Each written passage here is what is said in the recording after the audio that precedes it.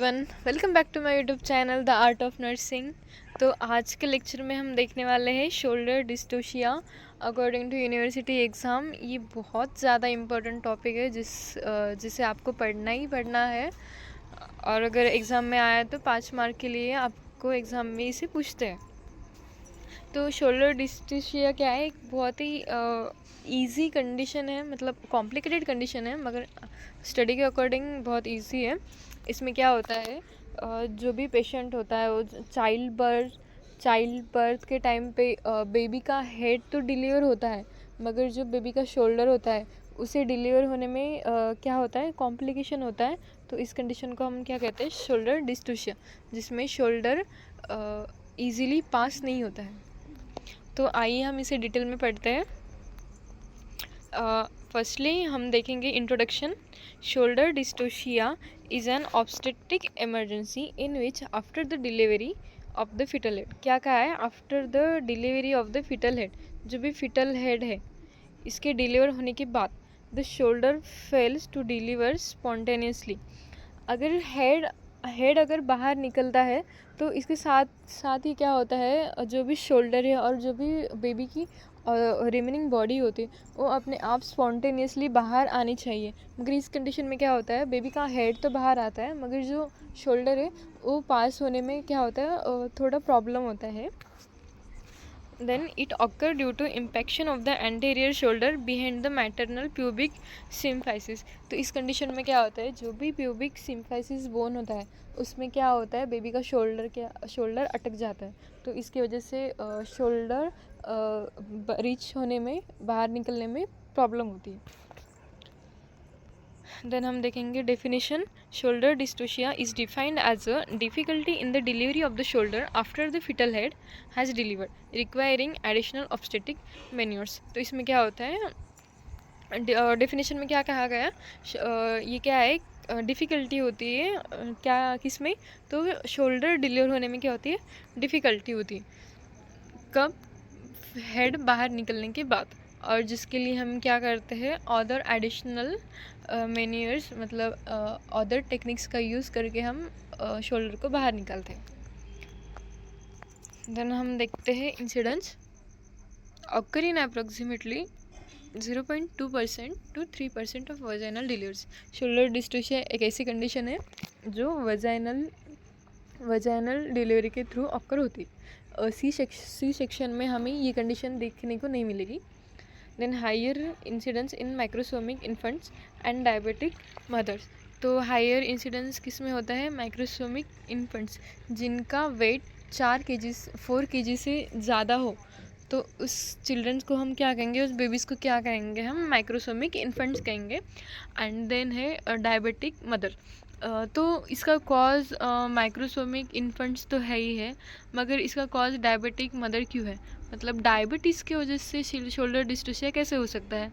तो इसका रीज़न हम देखते हैं कि शोल्डर की डायबिटीज़ की वजह से क्या होता है, जो भी फीमेल है अगर उसको डायबिटीज़ है तो उससे क्या हो सकता है, जो बेबी डायबिटीज़ की वजह से क्या होता है, जो भी बेबी है फिटस है उसका वेट इंक्रीज़ होता है। तो इस वजह से डायबिटीज़ ये क्या है, इम्पोर्टेंट कॉज है शोल्डर डिस्टोशिया का। देन रिस्क फैक्टर क्या है, फीटल माइक्रोसोमिया, जिसमें बेबी का वेट होता है जो 4 kg से ज़्यादा का होता है। देन मैटरनल डायबिटीज़ मेलिटस की वजह से क्या होता है, ओबेसिटी बढ़ती है एंड देन इसकी वजह से माइक्रोसोमिया ऑकर होता है। Then prolonged second stage of labour की वजह से होता है। इंस्ट्रूमेंटल डिलीवरी फोर्सेप्स और वैक्यूम की वजह से भी क्या हो सकता है, शोल्डर डिस्टोशिया हो सकता है। देन प्रीवियस शोल्डर डिस्टोशिया की अगर हिस्ट्री है तो इस वजह से भी हो सकता है। देन क्लिनिकल फीचर्स क्या है इसके, शोल्डर डिस्टोशिया हो रहा है तो इसके क्या क्या सिम्टम्स हमें दिखाई देंगे। Then difficulty in delivery of the shoulders after the head, जो भी टाइम है डिलीवरी का टाइम है उसमें क्या करते हैं, जो भी डॉक्टर्स होते हैं वो डिलीवरी करते हैं। तो उसमें क्या होता है, बेबी का हेड तो बाहर आता है मगर शोल्डर बाहर निकलने में प्रॉब्लम जाती है। तो ये क्या है, डिफ़िकल्टी होती है। तो ये क्या है, एक सिम्टम है शोल्डर डिस्टोशिया का। Then turtle sign, retraction of the fetal head against the perineum after it emerge. इसका मतलब क्या है, टर्टल साइन क्या, टर्टल साइन एक बहुत ज़्यादा इंपॉर्टेंट साइन है शोल्डर डिस्टोशिया का, जिसमें क्या होता है, जो भी फिटल का हेड होता है वो पास आउट तो होता है मगर शोल्डर शोल्डर की वजह से जो हेड है वो रिट्रैक्ट होता है वापस से पेरिनियम में. Then failure of restitution and external rotation, जो भी रोटेशन होता है. देन हम देखेंगे diagnosis. Usually diagnosed clinically during delivery when traction of the fetal head fails to deliver the shoulders. तो हम डायग्नोसिस क्या करेंगे, जो भी क्लिनिकल डायग्नोसिस होता है, जब भी प्रोसीजर होती है डिलीवरी की, तो उस कंडीशन में हमें ये कंडीशन शो होती है. देन हम इसका मैनेजमेंट कैसे कर सकते हैं. इसका मैनेजमेंट का निमोनिक है हेल्प पर. तो इससे क्या है, call for help. Then evaluate for episiotomy. तो इस कंडीशन में हम एपिज़ोटोमी भी कर सकते हैं. देन लेग्स को क्या होता है, मतलब जो भी डिलीवरी की जो भी पोजीशन है उसमें थोड़ा चेंज होता है. लेग्स को हम ऊपर फ्लेक्स करके बेबी को पास आउट कर सकते हैं easily. Then suprapubic pressure to dislodge the anterior shoulder. जो भी सुप्राप्यूबिक प्रेशर है हम उसे क्या करेंगे, अप्लाई करेंगे. देन हम देखते हैं एंटर मैनुअल. एंटर मैनुअल में क्या होता है, जो भी बेबी है उसे हम एंटर अपनी हैंड की फिंगर से ये रोटेट करते हैं, जिससे कि बेबी हमारा पास आउट होने में हेल्प होता है. तो इसमें क्या किया गया है, ये देखिए यहाँ पे है. इसे हम क्या कहते हैं, एंटर मैन्यूअर.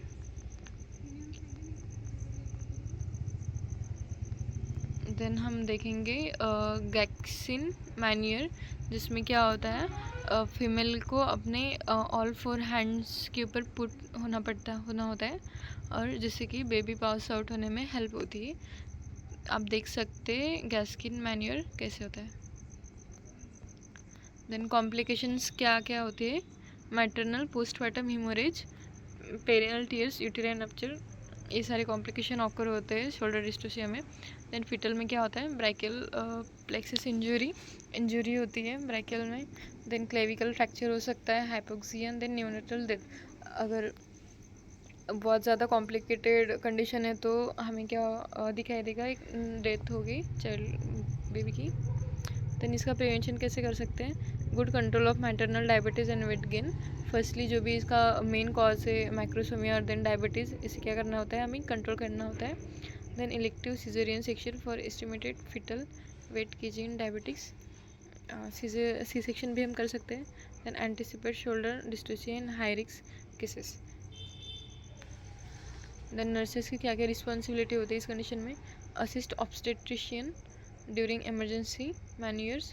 नर्सेस की क्या करना होता है, जो भी ऑब्स्टेट्रिशियन है उसको असिस्ट करना होता है.